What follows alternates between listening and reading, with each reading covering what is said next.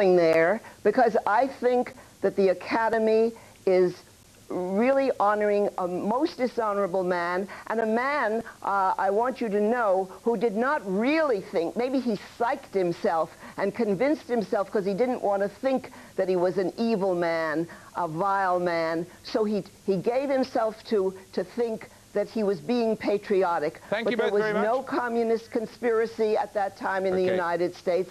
Thank you very much. I'm sorry I have to cut across you there. Tomorrow morning's front page of the Daily Telegraph leads with the news of the action on genetically modified foods, or the action expected of restaurants. The Independent leads on the funeral of the Northern Ireland sister murdered. So does the Guardian. The Financial Times boost for UK on EU rebate. Apparently the Germans are less likely to demand any kind of rebate. In the Daily Mirror, Rod lived crazy and died crazy. That's all from Newsnight tonight. Martha Carney will be here with more tomorrow night. Until then, from all of us on the programme, good night.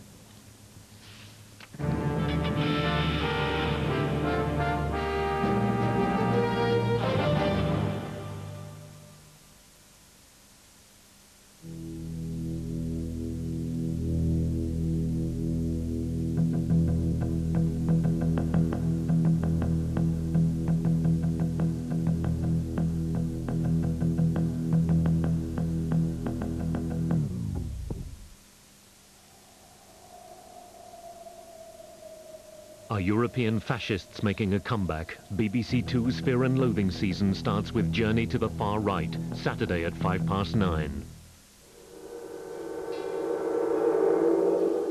The arts and media scene gets the once-over now on BBC Two in Late Review with Mark Lawson.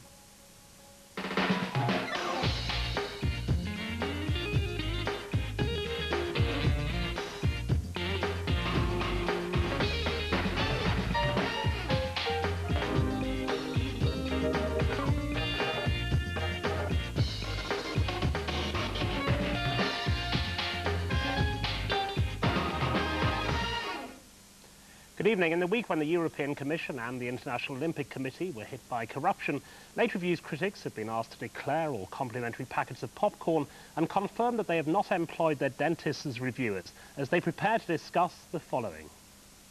In a social dilemma not covered by Miss Manners, Jeff Bridges comes to suspect that his neighbour Tim Robbins is the new Unabomber in the movie Arlington Road. You've got to admit there is something not right here. No, this isn't right. You have invaded his privacy. So maybe you lied about where you went to college. Big deal. People lie about things all the time. That doesn't give you the right to spy on them. Alan Hansen tries to persuade Beckham, Owen and others to put their mouth where their money is in BBC One's The Football Millionaires. Are you wary of certain members of the press? Wary of all of them, including yourself. Two broken love affairs with a girlfriend and with Britpop bring strange reverberations in the new album from Blur. Come on, come on, come on, we get through it. An Irish-American pop journalist travels through modern England in Nick Cohn's Yes, We Have No.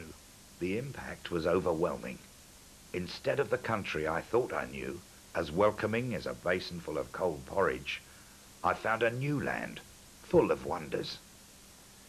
And with me live in the studio are Tony Parsons, columnist for the Daily Mirror, Allison Pearson of the Daily Telegraph and the London Evening Standard, and the poet and critic Tom Paulin. We start tonight with the movie Arlington Road, which raises a dilemma of contemporary etiquette. Suppose you came to the conclusion that your pleasant middle-class neighbour might be the new Unabomber. If you're wrong, there will be embarrassing social consequences. If you're right, there'll be terrible consequences for society. This is the problem facing Jeff Bridges, playing a lecturer in modern American history, speciality terrorism. His FBI agent wife died during a botched mission. Bringing up his young son in a suburb of Washington, D.C., Bridges, for the first time in his life, behaves as a good neighbour, saving the life of a local boy, but begins to suspect that the child's father, played by Tim Robbins, is an anti-government fanatic. Michael, we can't thank you enough. If you hadn't come along when you did. No, I'm just glad we made it. So, what, He and his friends got together all their fireworks, the cones and the candles, and they tied them up together and trying to blast some kind of super rock in the park. Of course, Brady's the one who... He must have been the one that set it off. The other kids must have put him up to it. Oh. I was just starting to feel like home, too. Said that to myself today. I just thought, just starting to feel like home.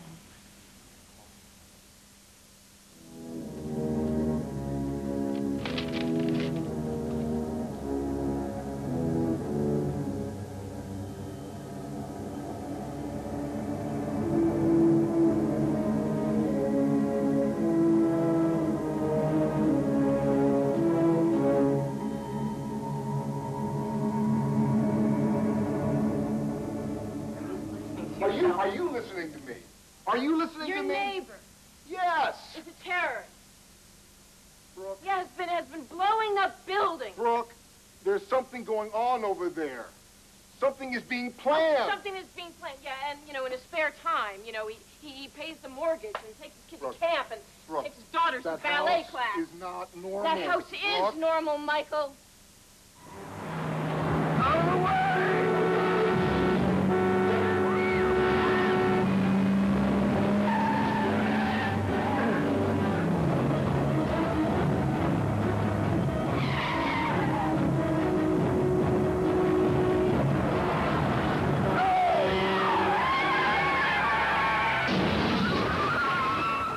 We've had a lot of anti-government thrillers recently. This is kind of anti-government thriller. What do you think of it, Tom Paulin? I thought it very, very important film, a very, very serious film. Let's not worry too much about the ending, which we can't really talk about. It has the most brilliant beginning that I think I haven't seen the opening to a film that's moved me and gripped me as much as that. It's a brilliant film about the American suburbs, American privacy, solitude, social atoms, flying about, the militiamen in the background. Beyond that, the idea there's a right-wing conspiracy that's down there in the redneck depths, but it's also far up in the middle class, so at some level it's a pro-Clinton, anti-Kenneth Starr movie, but it's also picking up the paradoxes and contradictions in the American idea of liberty and the way these Protestant, deeply Protestant secret societies are infiltrating the whole fabric of the country. Very, very, very powerful, visceral, you're shaken all the time by it. Jeff Bridges, I have to say, I wasn't terribly impressed by. Playing an academic. Playing an academic. I thought, in a way, all right for a while, but he wasn't sufficiently haunted by his wife's death. He was quite good on the whole obsessiveness. It's also an interesting film about obsession. It's interesting film about paranoia, and it also blurs its own realism and naturalism from time to time. So it's very important film. So very good on the paranoia and obsession of academics, but apart from that, Tony Parsons. It didn't work for me because I didn't believe in the Tim Robbins character. It lacked a core of credibility. I thought that the Tim Robbins character was a cartoon baddie. I thought he was a Tupperware terrorist. I didn't believe in him at all. I felt that it's probably the all-American subject, this loathing of big government. It's really un-European thing. And I'm interested in it because it's completely alien to me, and I wanted to hear about it, and I wanted to hear why do Americans feel enraged when they think about Waco? Why did millions of ordinary Americans feel enraged when they hear about big government going in and being heavy-handed? And I didn't think we did. I think what it needed was the Unabomber's point of view. I think if you're going to counter an argument, at first you have to hear the argument. And the film that I kept thinking of was Oliver Stone's Wall Street. And I really think that the Tim Robbins character needed to play the part that Gordon Gekko played in Wall Street. You know, it's a savage indictment of rogue capitalism, of Wall Street gone mad, of 80s greed, all that. But you've got this siren voice, this seductive voice. Or I suppose actually even, I mean, Tim Robbins' own Bob Roberts, in which he did give a voice to the mad right. And exactly. And in Wall Street, you've got Gordon Gekko saying, greed is good. Greed is good. It makes society go. And I think you needed a voice in this saying convincingly, big government is bad. Before Tom comes in to get Allison. Yeah, well, I don't agree with Tom. I don't think it was terribly interested in the politics of it. And what we tend to know about these militiamen is they're sort of hicks in a hat in a hut, basically. I love Jeff Bridges, one of my favourite actors. Great cast, terrific cast. Tim Robbins could be arrested for The Fringe alone, which was very, very spooky. Terrific premise, The Enemy Within. I have a policy with thrillers, which is like 3 coincidences and they're out, really. And there was so many chance happenings here. I mean, the Tim Robbins guy surprising Jeff Bridges when he's looking at a piece of microfiche that's incriminating, surprising him in the back garden.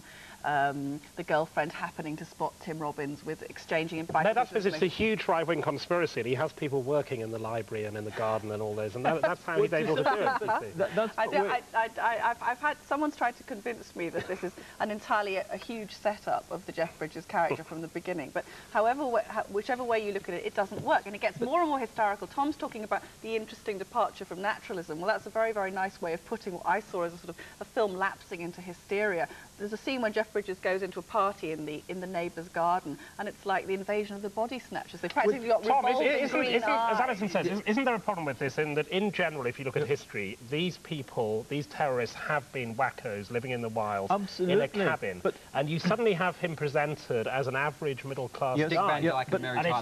It's very hard to bring off, isn't it? Well, no, I thought it worked. I mean, you know, having experienced a year in suburban America, it caught that spookiness. Well, you were constantly reporting your neighbours to the FBI. No, you don't have neighbours. That's the whole thing.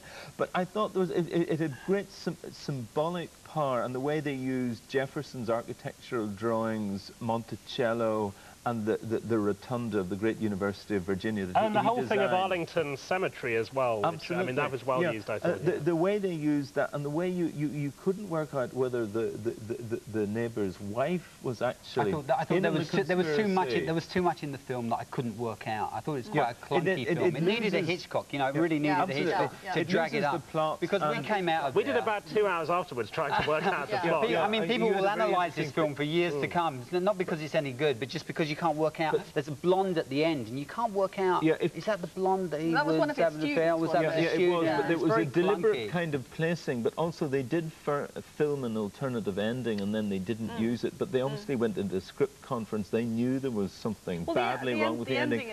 At the same time, this is a lesson to Middle America in civics, in civic responsibility, that we're all part of a community and as a greater society, and that American liberty has deep flaws right at its foundation. But I thought it was more ambivalent than that. That's what I liked about it, that although it's technically a liberal film, in fact, being a good neighbour at the beginning is what gets him into all this trouble. That's what causes the problems. Yes. And I thought what it did rather well was that dinner party scene we saw there, the tolerance they have and allowing people their privacy, it argues against that, that if you are tolerant, if you allow people their privacy, it allows lunatics to live like this. I find it difficult to buy the notion that a terrorist child would be out there making explosions in the park. You know, I thought we'd probably also more the likely child to is lost sight of, and would a pinko liberal ever let his child go to a scout trip like that? They should have made greater use of the 2 little boys' friendship for starters, which would have been an ideal concept. And just to add to what Tom was saying, they haven't released the film yet in America. They put back the release date at least 4 times. I think they're very, very nervous about it. I also feel it shows that Middle America hasn't really lived with terrorism. Middle America doesn't know terrorism the way the people of Ireland or the people of England know terrorism. There's a scene at the end which I actually found quite offensive, where the bomb goes up and people are lying around, they've got a little bit of dirt on their face, they've got a little bit of scratched up their eyebrows, and there was none of that, you know, that kind of absolute gut-wrenching horror that you feel when a bomb goes off. You know, terrorism used to entertain the morons in the shopping mall. Sure, but it knows something about the relationship between Protestant secret societies and terrorism and bombing, and it's communicating that. Secret codes, passwords, salutes, the whole Freemasonry and builds up a nice breeding atmosphere, I thought, for at least the first hour. Well, it does, but there's a little bit too much, you know. You can tell they're desperate when the hero gets very stubbly and he starts running in slow motion. Oh, yeah, There's a lot he runs through the... It's always a mistake when the hero runs in slow motion, but let's leave it there. Arlington Raid opens around the country from tomorrow. We move on to a television programme. There's a story that the footballer George Best likes to tell on chat shows. Towards the end of his troubled career, a waiter came into a hotel room to find Best in bed with Miss World, drinking champagne and surrounded by £10 notes. "Oh, George," said the waiter, "where did it all go wrong?" But Best was unusual in gaining such rewards from the game. Most 60s superstars retired on small pensions to run pubs or open sports shops. Now, following the influx of television and sponsorship money into the game, there are an estimated 70 Premiership players who are millionaires. In BBC One's The Football Millionaires, a documentary shown on Tuesday, Alan Hansen, an 80s superstar who retired just before the era of golden feet, talked to the new breed whose bank balances look like a long list of goalless draws, including Alan Shearer and David Beckham. This is the era of the 40,000-seater stadium, but for some clubs, that's still not enough to meet the wage bill. Where even an average Premiership player will earn £200,000 a year. Where the talk is of revenue streams, brand loyalty, and the total package. Where football is meant to be in trouble, but you can't get into a game for love nor money. Where players have image clauses in their contracts and live in fear of the next headline. And where it can be hard to keep your grasp on reality.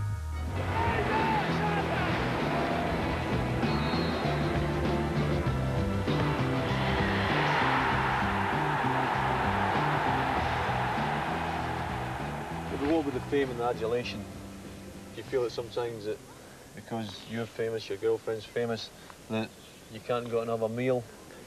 Yeah, maybe that's one thing, you know, I would like to change, maybe a bit more privacy, but it's unfortunate that, you know, obviously Victoria's famous as well as me. Yeah. And, you know, us both together, people want a piece of us. Do you think that gets easier for you because you learn to accept it because that's the territory? I mean, you're a superstar, your girlfriend's a superstar. I think, you know, you get used to it, you don't like it, but I think there's a point where you think, you know, it's always going to be there, just, you know, get on with it. And where did it change? I mean, the money thing. I mean, you started off at Southampton, and then, of course, you go for a record transfer fee to Blackburn. Was it that changed?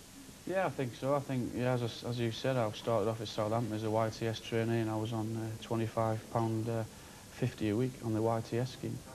But the money involved in football nowadays is escalated so much too. It's unbelievable. There'll never ever be a better time to be a footballer than now. In my opinion, the players have got far too much power now, and the players can demand things, and more often than not, rightly or wrongly, more often than not, they get what they want. Supposedly a report on a new species, did it capture them, Alison Pearson? Not really, no. I think it's an argument of two halves, Mark, really. I mean, I think it would be very easy to say Alan Hansen is clearly no interviewer. He tends to ask a question and then he gives the answer before they've had a chance to reply. It would be very easy to say that they should have got a great sports writer to come in and marshal the facts and actually build an argument, which this film completely failed to do. But on the other hand, I think it was the presence of Alan Hansen which got David Beckham and Jamie Redknapp and Michael Owen to appear. So what are you going to do? This was a very amiable programme which I think attracted 6.5 million viewers and did very well. I just think it wasn't ambitious enough. Somebody should have edited it better so it had more momentum. It kept going round and round in circles, kept cutting back to Ginola in the back of a limo to no great effect. Questions that were asked at the beginning remained rhetorical. You know, why football's in trouble? Is there so much money for these people? Very unambitious too. Lovely little story dropped in about a guy from Manchester United who'd been sacked, gone to Darlington, dropped off completely and was now a car mechanic. I wanted them to go and follow him up, you know. But there were lovely things. Norman Whiteside, someone I wasn't familiar with, was wonderful and witty and so forth.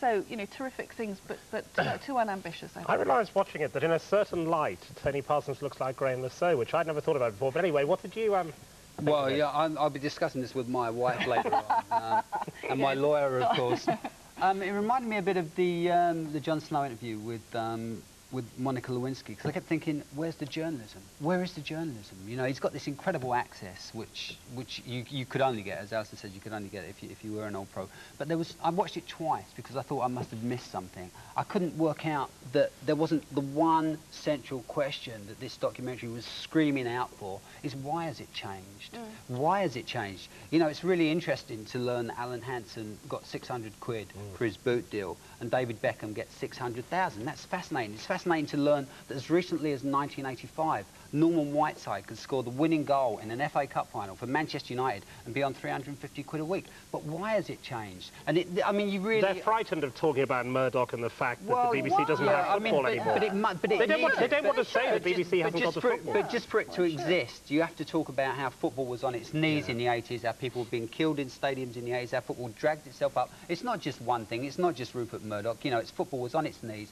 The game was dying. There was something shameful about being a football fan in the 80s. You felt, well, how can I be interested in this stuff when people are dying in Hazel, when people are dying in Hillsborough? How can I care about a football match? But people did, and it rehabilitated itself, and the stadiums were changed, and the fences came down, and Sky came in. And the transfer fee and the ruling was changed. Bosman ruling. Yeah. And you just need, even if it was just a paragraph at the centre of it, but you know, it's. I mean, I think it was quite shocking, that moment we saw there where Shearer appears to want to confess something. He says it's amazing what you can ask for. Well, it's terrible. And they don't say to him, well, I mean, you've got to balance. You've got. I mean, Allison's right. You've got this great access. You know, you've got practically everybody there apart from Gascoigne, maybe, but you've certainly got, maybe Gascoigne doesn't need to be there. You've got all the top players. You only got them because it's Alan Hansen. They wouldn't be there for anybody else. But you know, getting Alan Hansen to do serious journalism, it's like getting A.M. Wilson or Lynn Barber to play in the defence of Liverpool FC. It just doesn't work. You know, I thought it was quite shameful. I wouldn't like to take her on, but Tom Paulin. Well, I agree with everything that's been said, and I know almost nothing about football. I thought the Norman Whiteside moment was great. Of course, I would say that, you know, Ulsterman and so on, but he was a real human being. But I thought I disliked David Beckham enough, but I realised I dislike him even more, and he's worried. Yeah, well, not just the voice, which is unspeakable, it's the hairstyle, and he's worried that he's not very popular. It's that dreadful hair. I think it might be slightly more than that. I thought there was one incredibly striking scene, which is when they were inside Jamie Redknapp's car, and the little boy runs alongside, and he gives him the autograph. And you got a real sense of what it might be like to be one of these young footballers driving away from a ground. I thought that was well done. But as Allison says, the idea that Hansen has somehow missed out on everything. He's far richer, far more successful than virtually anyone watching that programme. And we were supposed to somehow feel sorry for him. Really great. He had a lot of golf in the programme. What makes but that's what, no, that was accurate. That's what footballers do. I mean, there was such great access that you couldn't really foul to turn up great moments like that. And there were great moments in it. There were wonderful moments. Redknapp in his car, Beckham with the children. Beckham with the children. And also the way he didn't kick any of them. I thought that was terrific. The way he didn't like lash out. That was such a it was a wonderful moment, and it humanised Beckham. But the smug look on his face, though. But I tell you what sickens me is that television doesn't seem to realise that it's part of the media. You know, Alan Hansen comes to Television Centre as often as we do. You know, he sits in a TV studio in this very building as often as we do. And then there's all this, aren't the media nasty? But that was hilarious, though, wasn't it? That they don't think he is the media. That was I don't know. Thing. I mean, Shearer seemed to be smart enough to realise that he was. But what's very interesting is Alan's match of the day persona, which is actually very sour and kind of bitter. Exactly, and I sat there thinking, why did he was suddenly very chummy with them and saying, oh, you haven't answered any of my questions today, Michael. Isn't it awful, these journalists trying to, you know, take a picture of you when you're only on £30,000 a week? Oh, you poor little dears. I mean, the footballers didn't come out of it very well. You know, Beckham looks nice with the kids, but anybody would look nice. Finally, very briefly, Tony, look, there are a lot of these football documentaries at the moment. There's one next week, Channel 4, Glenn Hoddle and all of that. Can they appeal to general audience, or are they just for football? Well, I think they can appeal to general audiences. I think a lot of people that are not into football would have been interested in this. But it'd be you know, let's have a little bit of beef in the middle of it. Let's have a bit of serious journalism. You know, it's treating the punters like mugs, the way football used to in the 80s. Can leave it there. When they do the Journalism Millionaires, they ought to have Tony in it. But Football Millionaires was on earlier this week, Tuesday, BBC One. We move on to the new album from Blur, a British group who came involved in a football-style rivalry with their contemporaries Oasis. South versus North, middle class versus working class, which resulted in a commercial victory for Oasis. Now scheduled well away from any new album released by their rivals, Blur have put out their 6th album, 13, which marks at least 2 departures. In the past, songwriter Damon Albarn has generally written biographical songs, telling stories about London characters. But these compositions are autobiographical, many inspired by the end of his 8-year relationship with the singer Justine Frischmann. And the jaunty Britpop style has also been replaced, under the supervision of a new producer, William Orbit, by more sophisticated electronic sounds. And you put as much of your heart as you can into it, you know, and then that's it, it's gone.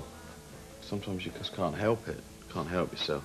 I've been trying not to write songs like this for years, but it just became impossible not to.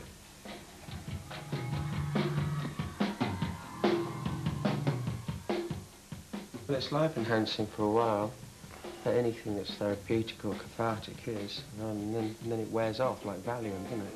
And you're back to the same old shite.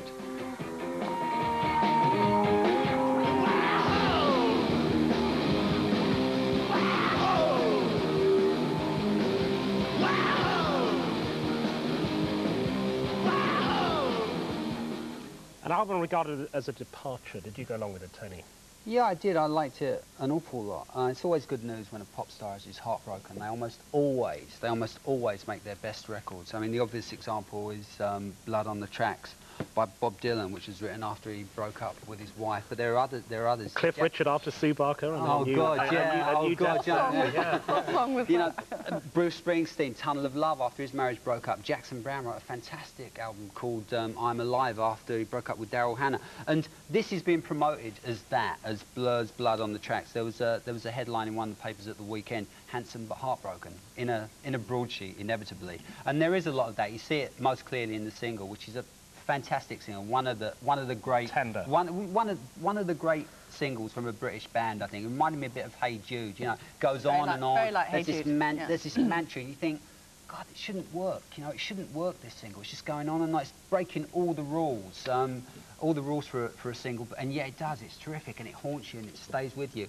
And there's more of that on the album. But of course, I can't quite work out why this isn't Blur's Blood on the Tracks. And of course, the reason that it isn't Blur's Blood on the Tracks is that Bob Dylan was a solo artist and Damon's in a band. And this record belongs to Graham Coxon as much as it belongs to Damon Allman. And I don't think Graham Coxon, their guitarist, has had their heart broken recently. Or if he has, then he certainly seems to be dealing with it very well. You know, he seems to be getting over his lost love remarkably successfully because he's working his way through kind of the collegiate end of glam rock. There's lots of stuff that, for an old git such as myself, recalled Roxy Music or David Bowie. And so you've got two different albums sitting side by side. And the question is, do they work? And for me, they work brilliantly. Alison. Well, I hope that Damon finds himself a new girlfriend very soon. So he has, according to this morning's paper. Well, I'm very pleased to hear it. So we might be back to some of the... I mean, I felt a bit like my mum when I was listening to this. You're just thinking, I hope it's just a phase and they'll grow out of it. I agree with Tony. Tender's a fantastic single. I think I like the Coffee and TV and Battle, but I thought the rest of it was a sort of, you know, this sonic mixture, this electronic noise. I think it's incredibly ironic that this band, which was the, you know, incarnated Britpop, a sort of cheeky, tuneful, larky, can end up sounding in so many tracks like these pompous, morose American bands. I mean, quite a lot of the tracks sound like R.E.M. stuck at the bottom of a fish tank.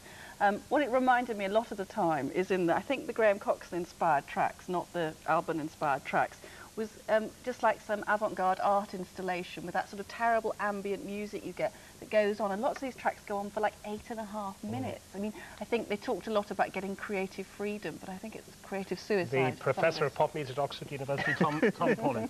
I like your fish tank image. I kept thinking this is like listening to wire netting being beaten at the bottom of a pond.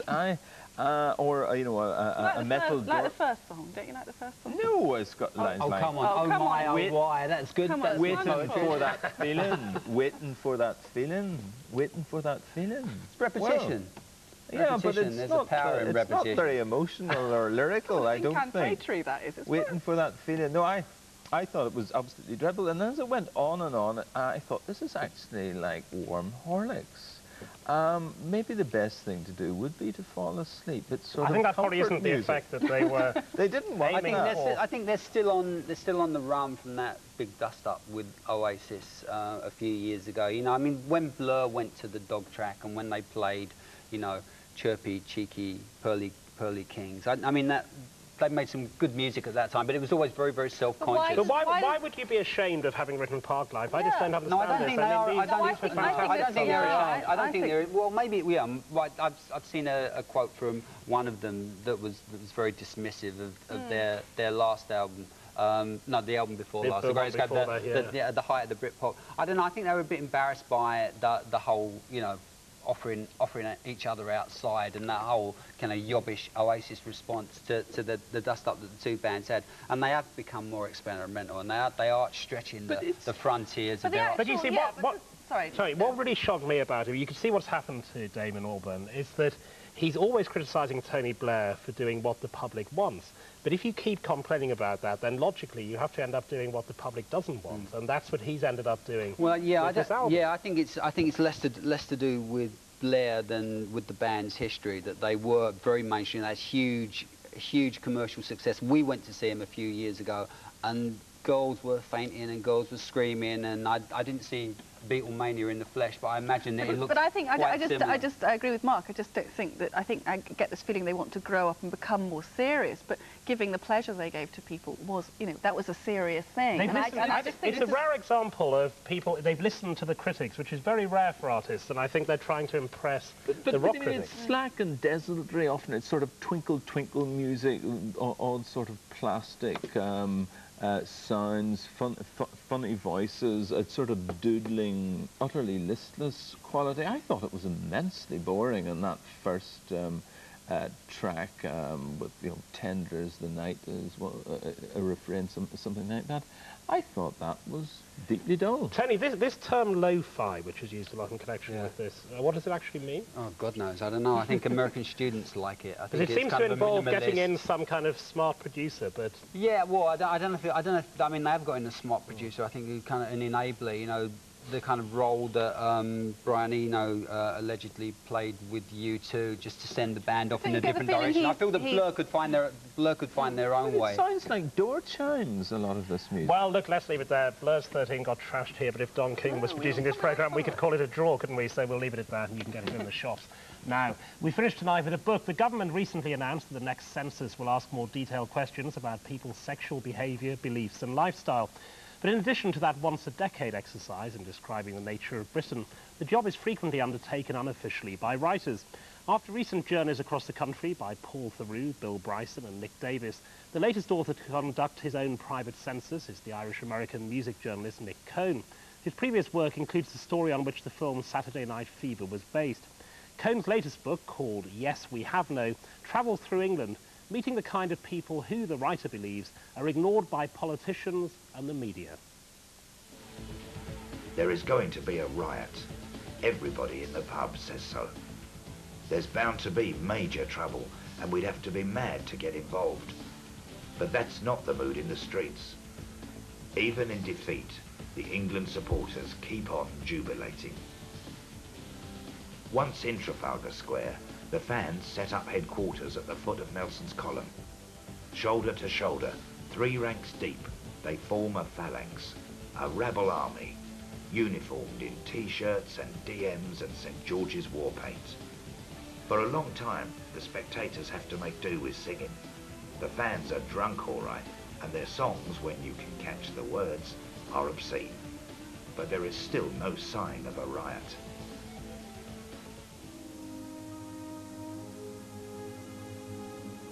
Zipping up the M66, I try to give Mary a notion of what to expect. Then we pull into Accrington and find that it's been turned into a museum. The mills are gone. So is the grime. The black row houses have all been sandblasted and are now a tasteful shade of cream. Even the monstrous viaduct, looming high above the town, no longer seems threatening. In the name of heritage, the brochures have invented something they call the Lancashire Hill Country and stuffed it with instant history. Any defunct mill that hasn't been razed, it seems, has been turned into an attraction. Fun for all the family. Tom Paulin, this is the kind of book which tries to make you look differently at the country in which you live, does it? Not really. I mean, I was interested in, I just read Daniel Defoe's great work, which is his journey through England and Scotland. So I thought it would be interesting. I felt better about it towards the end because you realise it's a kind of pilgrimage, and he meets this faith healer, and it's a rather touching vignette. But they're all vignettes, and then he meets this Odinist, who is a former British Nazi. And that was spooky and interesting. But what I felt was, this is like a Mike Leigh film. Everyone in it is a sort of tacky, freakish life sculpture. He has no empathy with people. He has no empathy with place. And yet he has this interesting displaced vision of England because he was born in Derry. He spent time in Donegal. He's wandering around England with a young Irish woman called Mary, though we know very little about her. Have they a relationship? We don't know. He has a daughter. He meets the daughter. Do we find out anything about the daughter? Anything about his life? No. So there's a terrible reticence and privacy, and it's full of self-disgust. It's somebody really saying, this is why I emigrated. This is why I left for Ireland and the United States. So I was disappointed. It's a sort of Manichaean travel book. Allison. Well, I don't agree that he doesn't have empathy with these people. I mean, I think that this book is a fantastic, stinging antidote to Tony Blair's recent pronouncement that we're basically all middle class now. I mean, these are people who've slipped through the cracks. These are people who don't belong to any class at all. And I think what he does have a gift for is character sketches. An amazingly vivid sketch of Megan, the kickboxer in Manchester, the woman who's giving blowjobs to learn the martial arts, the woman in Bristol wandering around like a Dickens character, they're all searching grotesque. for her lost stuff. No, it's not grotesque, Tom. That's incredibly honest. They're not grotesque. I mean, I think I think they're lonely and paralysed by but they're spielers and liars and fantasists, aren't they? And you can't really tell where they are. No, I think he does have this romantic idea. There's a bit in the book where he says that he was self-conscious himself and he worshipped sort of outgoingness in others, and I think there's a kind of inverted snobbery, is that, you know, that sort of idea of a sort of spiritual aristocracy where anyone who's a rebel must be a prince. I think he's very impatient of ordinary English people. There's an episode where he meets some retired schoolmaster in Liverpool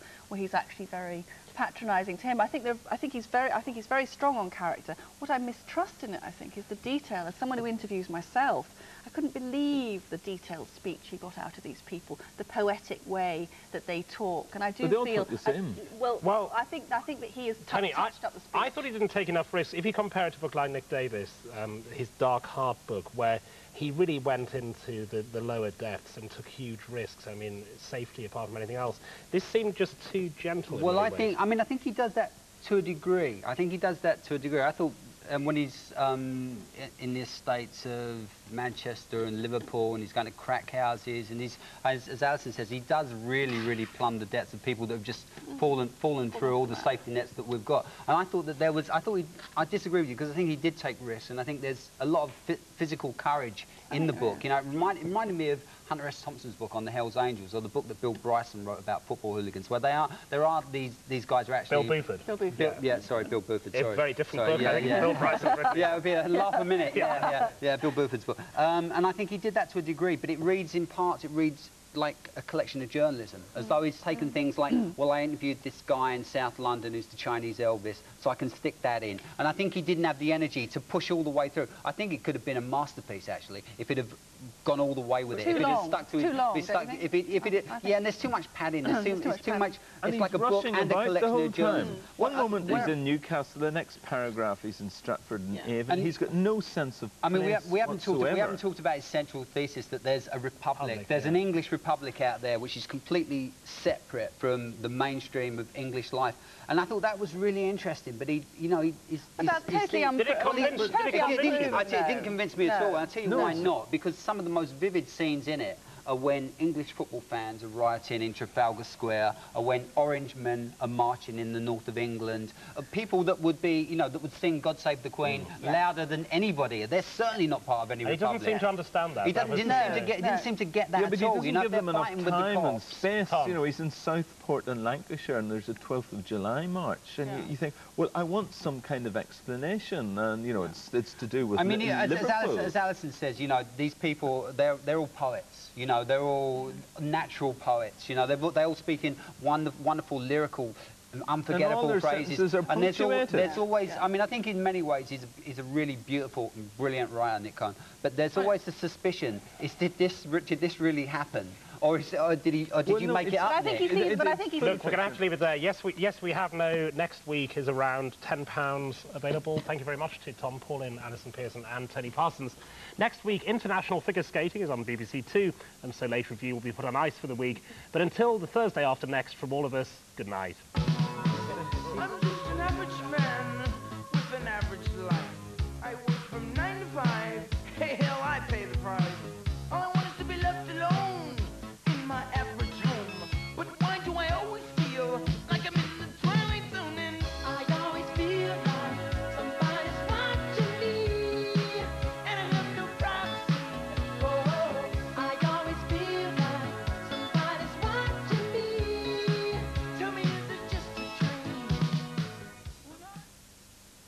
Nominated as Best Actress at this year's Oscars, Meryl Streep also stars in tonight's late film on BBC One now. She's falling in love with Robert De Niro, but she's doing it a bit later in Wales and Northern Ireland at 12:25. Can Ireland put their heads together after defeat and seal a final victory? A tremendous run all the way. Or will Scotland rediscover winning ways? Back inside, it could be a try for Alan Tate. It is. As England chase the Grand Slam against France. Slick passing, super score. Another Five Nations boiler house. Saturday live on the BBC. Scotland v Ireland on grandstands. England v France on Radio 5 Live.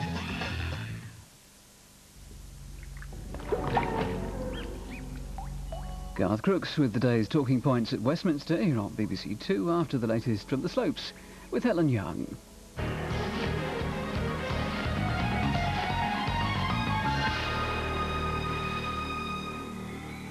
Hello, welcome to this week's look at the skiing forecast, and despite the fact that it's very late on in the season now, there is more snow in the forecast for this weekend. Let's start in Europe first of all. This system here with its weather fronts is going to bring snow across towards Scandinavia and then head down towards the Alpine regions later on a Sunday. Now the one problem may be the winds. You can see the tightly packed isobars there. Certainly for the Alpine regions they could be pretty strong as we go through the weekend, but they are at least northerly winds, and that's fairly good news because it does mean that temperatures should stay below freezing by day in some places, and so the snow should stick. Let's start in Andorra first of all at Solder. Well, there's a fair amount of snow on the lower and the upper slopes. All the runs are open at the moment. The conditions are better the higher up you go though. Now for the weekend there looks as though there's going to be some snow flurries. Those northerly strong winds could cause a problem, but I think if you're in the sheltered valleys and in the sheltered slopes you shouldn't have too much of a problem. Now heading across to Chamonix in France, here on the upper slopes we've got 305 centimetres. Off-piste, admittedly, the conditions are a bit heavy going. That's due to the spring conditions, but at least 46 of the lifts are open and generally there is a good skiing. Across into Austria and taking a look at Obergurgl, here we've got quite a fair amount of snow on the upper slopes. Varied conditions off-piste at the moment, but at least those low temperatures may well help keep the snow packed on the slopes during this coming weekend. Now this was route in Austria earlier on in this morning. There's certainly good conditions there, plenty of snow to be enjoyed and more snow to come, as I said, this weekend. For Switzerland, taking a look at Wengen, here on the upper slopes 150 centimetres. Again, off-piste the conditions are fairly typical for this time of year, but 28 of the lifts are open with the best skiing early on in the day because the sun getting to work on the southerly slope certainly will melt it. Now heading down into Italy, taking a look at Cervinia, here we're going to have excellent views in the Matterhorn this weekend with good sunny conditions. There's been a fair amount of sunshine around already. There's still plenty of snow on the upper slopes, around 250 centimetres, and in fact this is some of the best skiing conditions that we've had all season. Now for the Alpine regions I think there will be more snow to come in the form of flurries for the first part of the weekend, but it will turn cloudier from the north and we could see some more persistent snow arriving later on Sunday. Now across into Norway here, conditions have been pretty good this winter. Lillehammer's only got around 70 centimetres on the upper slopes, but that's not causing too much of a problem with snow cannons helping improve the conditions. Now certainly this weekend the snow is going to move up from the south, pushing its way northeastwards as we head through the weekend. Across into America, well what can I say, the conditions have been excellent across the Rockies during this winter season, and certainly in Aspen it's still very good, 158 centimetres on the upper slopes. Excellent skiing everywhere and off-piste varied conditions at the moment, but nonetheless still pretty good. Now across into Killington, here very good as well. 200 trails are open with 21 of the 33 lifts open. So let's start first of all for Colorado. Not bad conditions, fairly bright and sunny. Some snow coming along, I think, later on into the weekend. Into Vermont, well here it should stay dry and fine, perhaps clouding up a little bit later on in the weekend. Now for Canada, well for Whistler, it hasn't stopped snowing hardly at all this season. And just take a look at the amount of snow on the slopes, 437 centimetres on the upper slopes, and that's still going to last for this weekend. So you've got excellent skiing conditions. I think there will be a lot of sunshine before we see some cloud bringing some snow flurries in as we head through the latter part of the weekend. Now we've got two events taking place, one on Saturday in Norway, well it looks like there will be snow here. On Sunday in Slovenia it looks like it will be dry and fine. Now if you want to find out more about skiing, we'll turn to CFAX page 400, but bye for now.